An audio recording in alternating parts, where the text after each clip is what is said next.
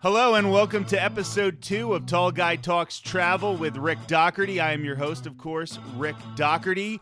Today I am joined by my good friend, former cast member, and Disney blogger, Jeff Prebeg.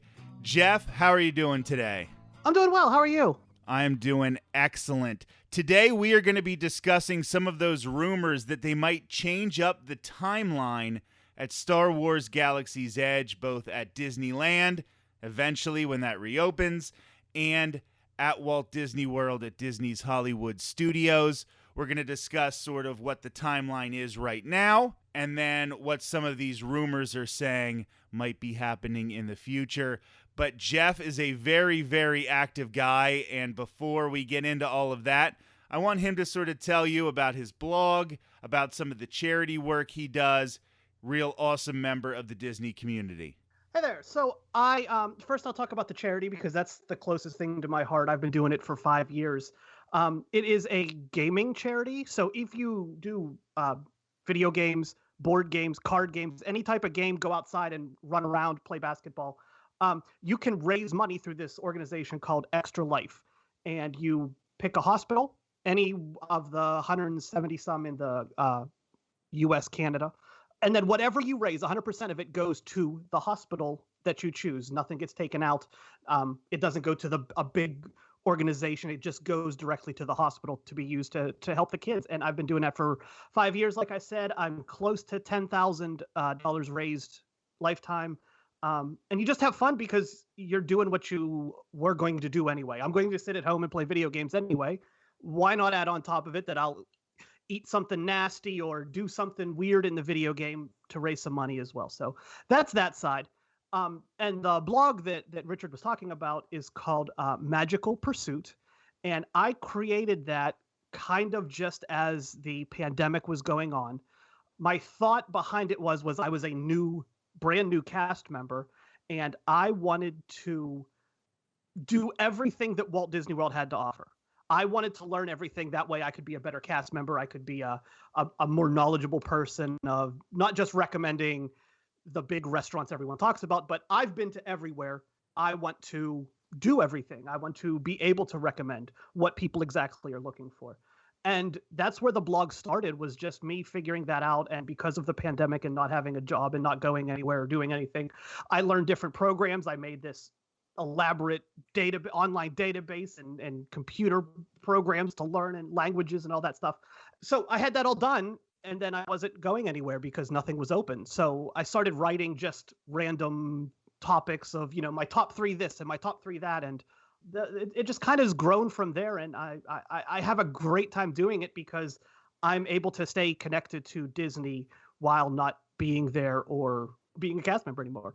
Awesome. And of course, just a little side note, I am also a travel agent, as we discuss most episodes. So if you would like a free, no obligation quote on a Walt Disney World vacation, shoot me an email, rick@eartotheretravel.com. So all that stuff is out of the way, and now it's time to talk some Star Wars Galaxy's Edge.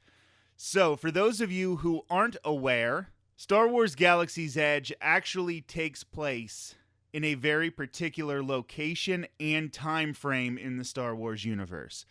It's Black Spire Outpost and the Resistance Forest on the planet of Batuu, in between episodes 8 and 9 of the Skywalker saga. So in between The Last Jedi and the most recent movie, The Rise of Skywalker. Now, there are some rumors floating around on the internet. Don't know how serious we should take them, but thought it would be a good topic of conversation to discuss, where they're talking about maybe ending that timeline so that maybe one day you're in Star Wars Galaxy's Edge and you see Darth Vader, and another day you see the Mandalorian with Grogu, or you see Ahsoka, or any of these other Darth Maul, any of these other characters throughout the Star Wars universe, not just particularly between episodes 8 and 9. So when first hearing about these rumors, Jeff, what did you think about them? Do you think it might be something they're considering? When it comes to rumors, I take almost nothing from the internet as fact. That was before I started following Disney and stuff, and so it's even less now because I've seen so much, and I know how not I don't necessarily know the inner workings of Disney, but I know it's only official when it comes from a Disney website, and that's the only single time you can trust the information about something specific to the Disney World.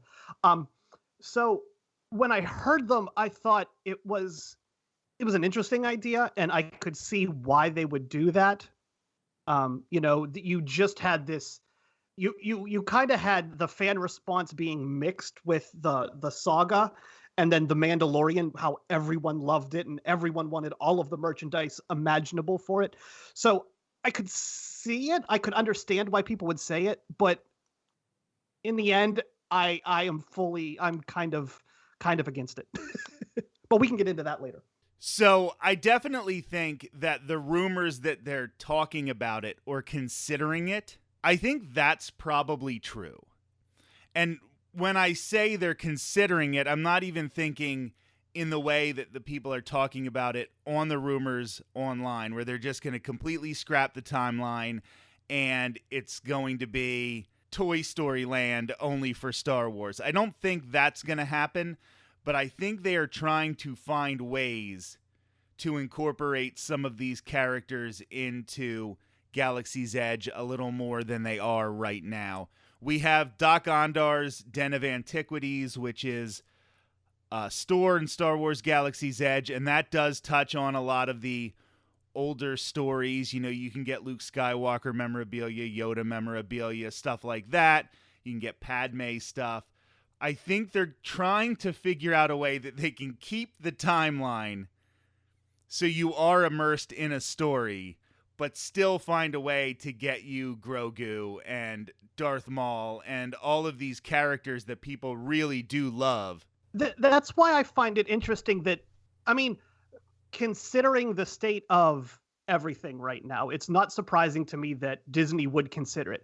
I would be upset if they weren't considering everything to stay afloat, being someone who's pretty connected with that business. You know, I want them to succeed, and they should be considering everything. But you have Star Tours, and you have an awesome gift shop right outside there. That's where you can put some stuff. You have the training force area right there.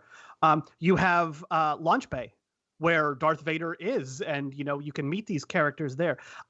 With the inclusion of the Galactic Star Cruiser, and their goal is the high-end immersion experience. I just think the people that are going to want to do that are not going to want Baby Yoda running around Galaxy's Edge. They're not going to want to see Darth Vader. When they want to see Darth Vader, they can hop into Launch Bay. They can hop into Star Tours. I understand it, and I'm happy that they would consider it. But I just think with what they've created, they don't have that anywhere else. You don't have a fully immersion experience. You kind of have it with Toy Story Land. With the cast members being toys and all of that, but that doesn't terribly exist anywhere else. And for a park based on the movies, the movie experience, your Hollywood studios, I think they should keep something unique. So just a couple things before we move on, because there's a lot to unpack there. But first of all, the Star Wars Star Cruiser is going to be essentially like a Disney Cruise Line cruise, only you're not on the water. It's the Star Wars Hotel, as people call it, but it is going to be a very immersive experience where you are going to have a certain amount of days where you're engulfed in a story that Disney creates for you, and you live it out over the course of your weekend or your 4-day trip or something like that. Another thing I just want to mention is Jeff talked about Star Wars Launch Bay, which is not open right now. However, normally, when that is open, you can meet Darth Vader there, you can meet Chewbacca there, you can sometimes meet some other characters, BB-8 is there, and that is a great point, and I do believe that when Star Wars Galaxy's Edge originally opened at both theme parks, and the theme park industry at the time was thriving like it never has before in history. I mean, these places were packed every single day. When they opened Rise of the Resistance, every morning people were getting there at 4:30, 5 o'clock in the morning to try to get boarding groups for Rise of the Resistance. They were packed. I think, and I've never heard any rumors to this and I have no information on it, but I think they were hoping to build on Star Wars Galaxy's Edge later in different parts of the parks. I think they were hoping that there could be a place where they could put some of these other characters a few years later, and then, boom, the pandemic hit, and any plans they had for stuff like that completely went out the window. So I think they are definitely trying to think on the fly here, and that's why some of these rumors probably are, or some of these ideas, I should say, are probably floating around different places in Burbank, trying to figure out, different ways that they can capitalize on The Mandalorian especially, which is so popular. And now people want to see Boba Fett, and they want to see Ahsoka, and they're bringing characters from different aspects of the Star Wars universe into The Mandalorian, which is making people want to learn more about them. And right now, for the time being anyway, the sequel trilogy characters are kind of done. They're not going to be doing anything new for a while. Yeah, I can speak to my roommate who has, he has Disney Plus, and he watched like the first couple episodes of season 2 of The Mandalorian because he loved it. But then he heard about Ahsoka and he's like, I'm going to just go watch all of the cartoons before I finish the series. So you have the people that want to see these characters, and these characters that were popular. I mean, as someone who kind of was into Star Wars, these characters were popular before. They're now brought into the limelight, like to the they're on the main stage now, and so people want to see them, and you can fit those. I think Galaxy's Edge is just something so special and so radically different when it comes to the theme park experience. The theme park experience, when you talk about it, is like, Haunted Mansion has a creepy graveyard outside, and there's the music playing, and then you go in and then you leave, and then, there's a chance you could go into the gift shop Memento Mori right there, and then it's over. And then you walk into, It's a Small World. It's something completely different. Whereas this was an entire area that is transformed completely. The cast members who work there, they have different costumes, they have different badges, they have different ways of communicating with the public, and it's just something that's not seen everywhere. And it's unfortunate they put it in the timeline that they did, I think, is the problem, really. If they placed it, maybe between 6 and 7, there's a little bit more leeway in where you can go with it, or things you can talk about. But you placed it between 2 movies in a trilogy. You're in such a small... It's like making a theme park based on 1983 as opposed to the 60s. That, I think, was a little on the short-sighted side. Well, and also picking the sequel trilogy puts it later than anything else that's happening. So more than half of these characters... I mean, really, spoiler alerts for The Rise of Skywalker if you haven't seen it yet, which I don't know why you would be listening to this if you haven't seen The Rise of Skywalker yet. But, like, almost all of these people are dead now. Like, Yoda's dead, and spoiler alert, Luke's dead. And all of these things, you're limiting yourself not just in characters because of it being in between 2 particular movies, but it's also the 2 latest movies. So forget about all the people who maybe don't like the sequel trilogy. I like all Star Wars. It's all great. I enjoy all of it. Maybe not episode 2, but we'll talk about that later. But forget about that hate.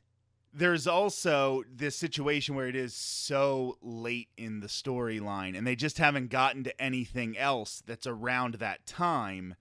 And they have so much stuff that's in between episodes 1 and episode 6, or especially episodes 1 and right before A Force Awakens. Yeah, you're in a world where everything is almost like ancient history.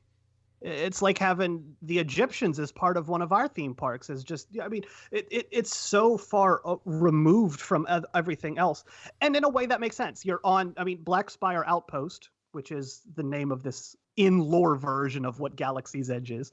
It is supposed to be remote, and I won't spoil Rise of the Resistance, but that idea of it being remote is a key figure in that story.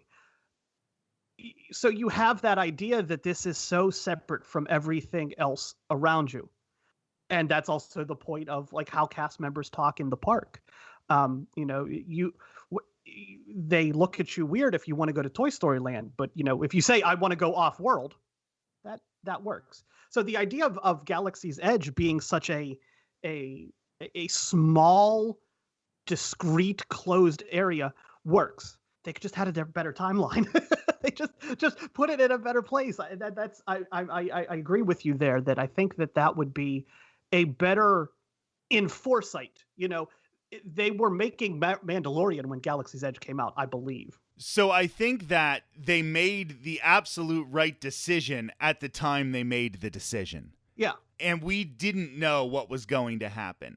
And I still think it may be the right decision to keep it as it is right now, because if it sounds like we're being critical of Galaxy's Edge, we absolutely are not. I think we both absolutely love it.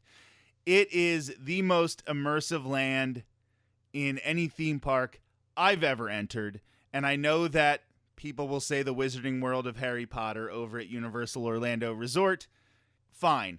We'll put it up at least at a tie for number one on the list.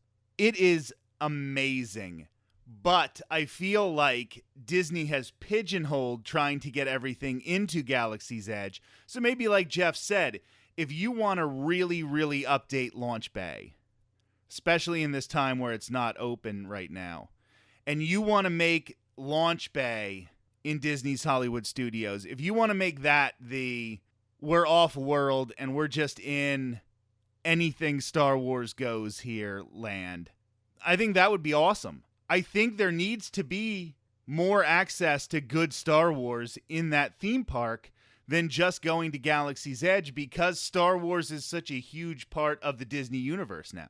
Oh yeah, to piggyback off your point, I think the sign of a good sci-fi nerd is to rip everything apart about the thing that they absolutely love. I can tell you all types of inaccuracies about Doctor Who, and I have a Doctor Who tattoo. I mean, it is something I love and I care about it. So that's where this is coming from, is that we care about Star Wars and we want it to succeed.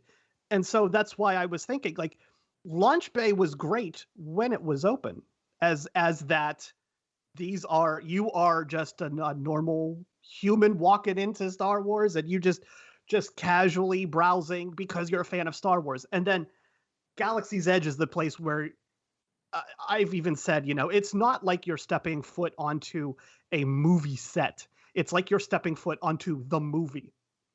You don't get the sense that you're in front of a camera. It feels like you are there.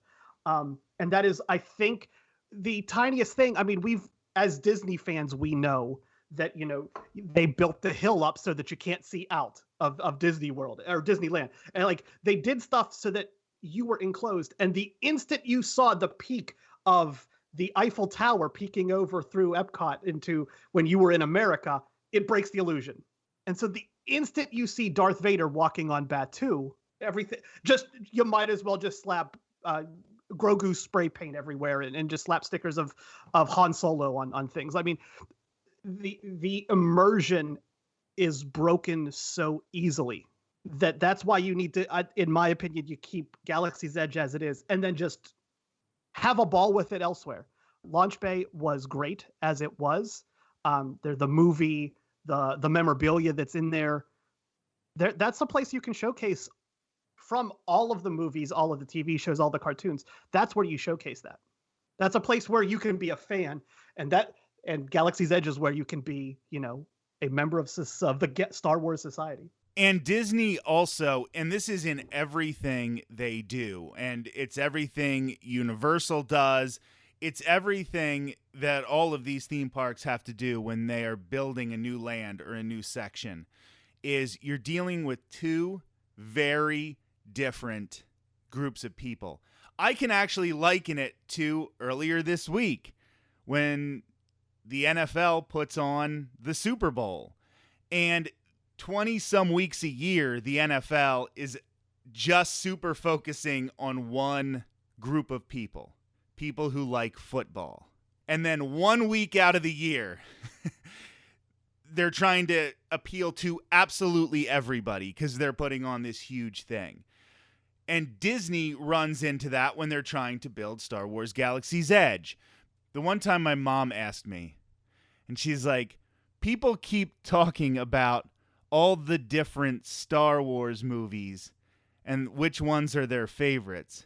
Like, where's the one that I watched in 1977? Like, why is nobody saying that Star Wars is their favorite Star Wars movie?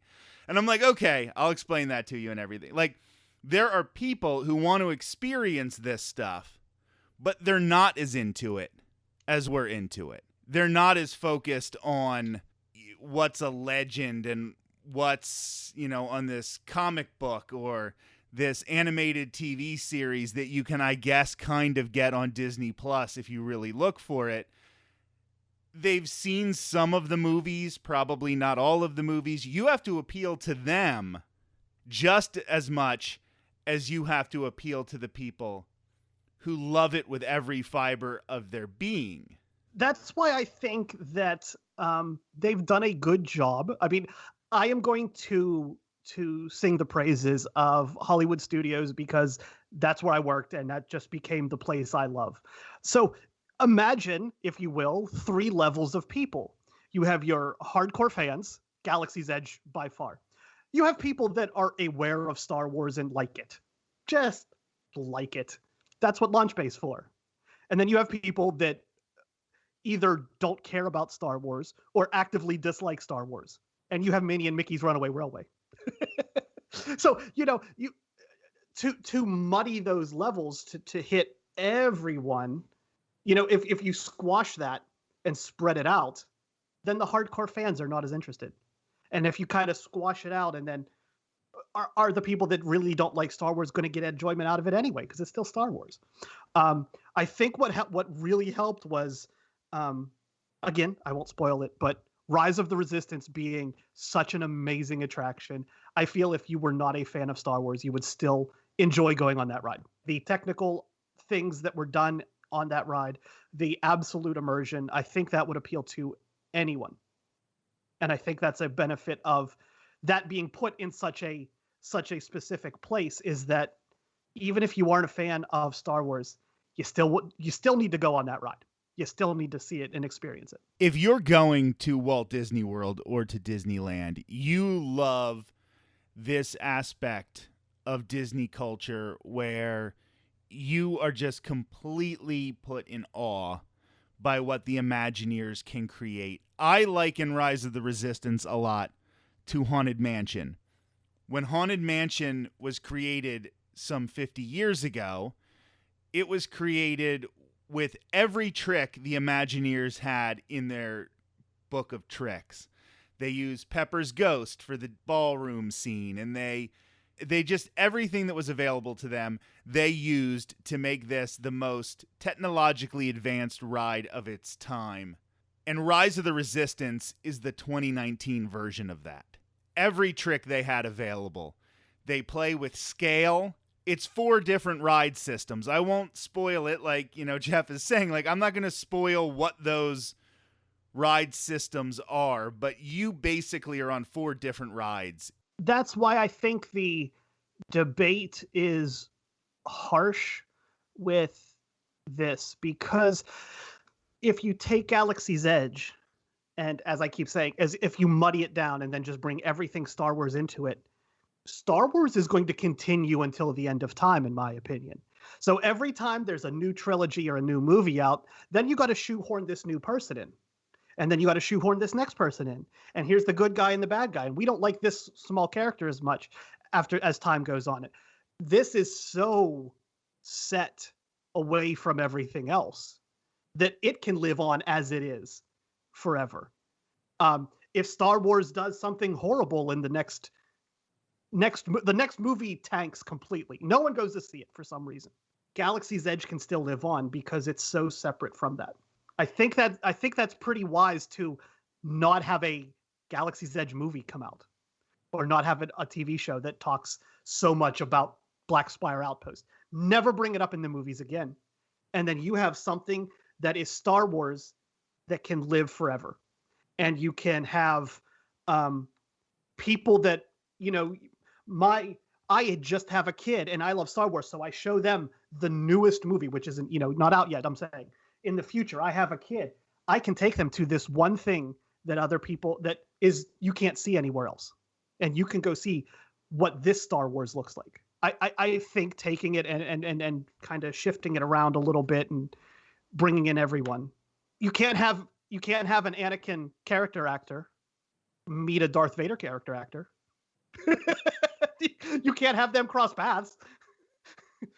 I think Galaxy's Edge is so unique, and that's, I think, when it was created, that's where the thought was put into it. If you have something dated, in 10 years it's gone. It's sort of a darned if you do, darned if you don't situation where people got the exact movie in Wizarding World of Harry Potter.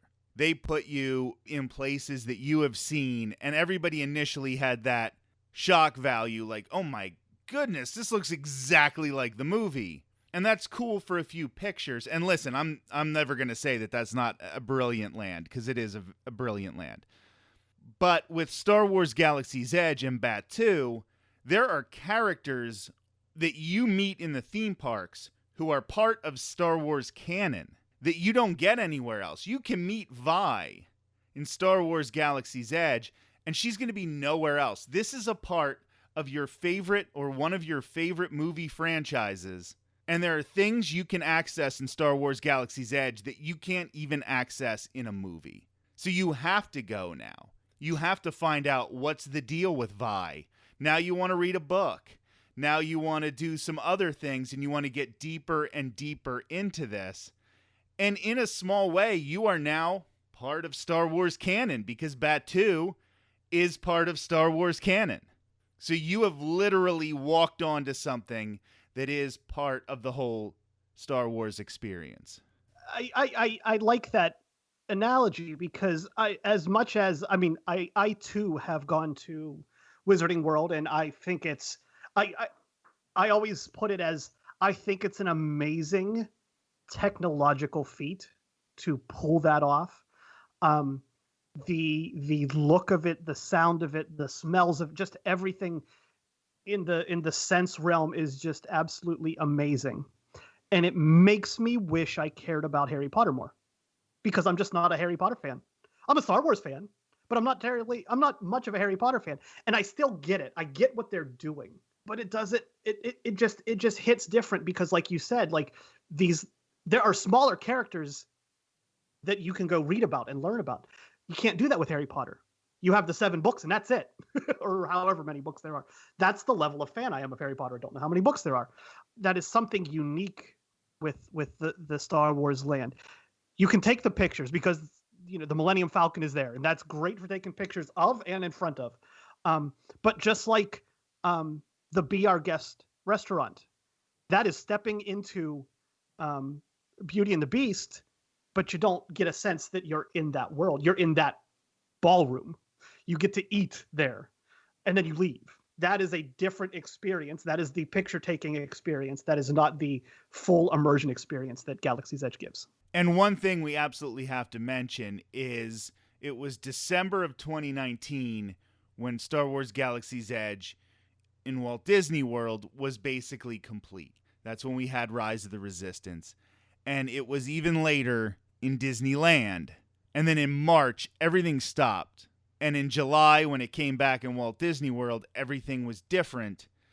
So we didn't really get to see this thing operating at full strength yet, because it was still Rise of the Resistance being so popular that you were taken a little bit out of universe, because they just had to find a way to get you on this ride. And then it stopped. So we still haven't gotten to experience Star Wars Galaxy's Edge as it was intended. And we will do that at some point. And once we see that full vision of how it's supposed to look in 5 years, because none of these things are built for the first year. That's great. You're going to get people just showing up just to see the new thing in the first year.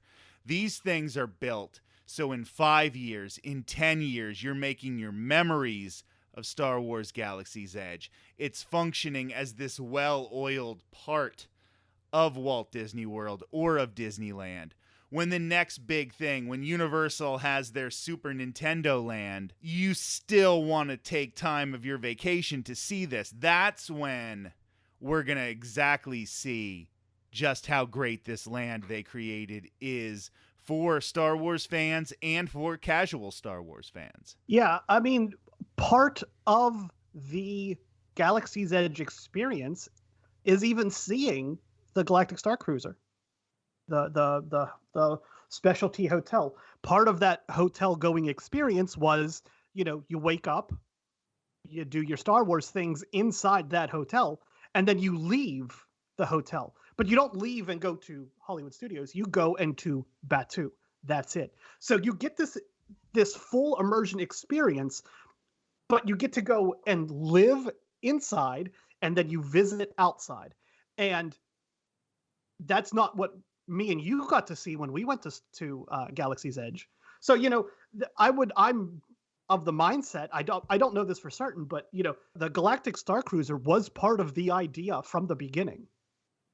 And so we haven't even seen that open yet. So you can't say Galaxy's Edge is completed and here we go look at it when one building is still being made, a very important building, might I add. With that and the way that Disney does their expansion and the way that they've set this particular one up, they can put something new in because they're making the canon up now. This is not, you don't have to worry about this character interacting with that because you already have this already set up, and you can just slowly grow it all around.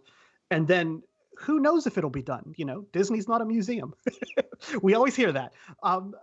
Who knows if it will ever be done, but we can see it at different stages, and at every stage.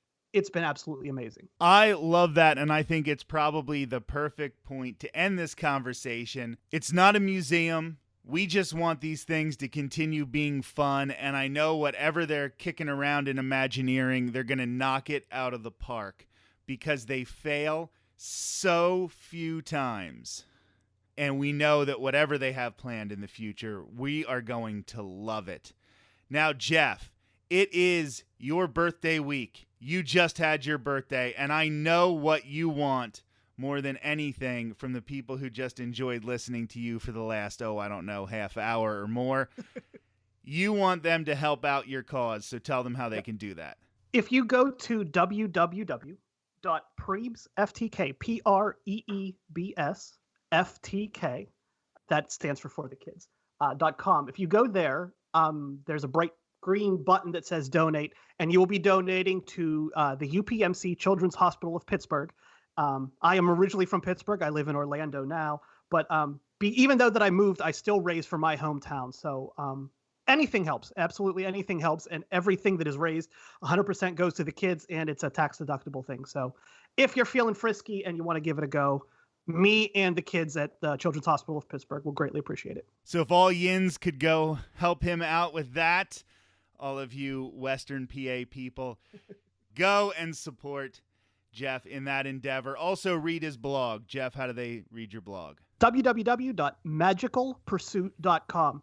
Think Trivial Pursuit, but we're Disney, so it's magical. magicalpursuit.com. And of course, like I said earlier, I am also a travel agent. A great way to help out this show is to get a free, no obligation quote on a Walt Disney World, Universal Orlando Resort, or any other type of vacation. Shoot me an email, rick@eartotheretravel.com, rick@eartotheretravel.com. You can also give me a phone call, 727-507-3123, 727-507-3123. And of course, be listening next Thursday for a brand new episode of Tall Guy Talks Travel with Rick Doherty.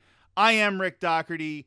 Thank you, Jeff, for joining me today. Happy birthday. Oh, thank you very much. It was a pleasure to be here. Everybody have a great weekend. I'll talk to you next week.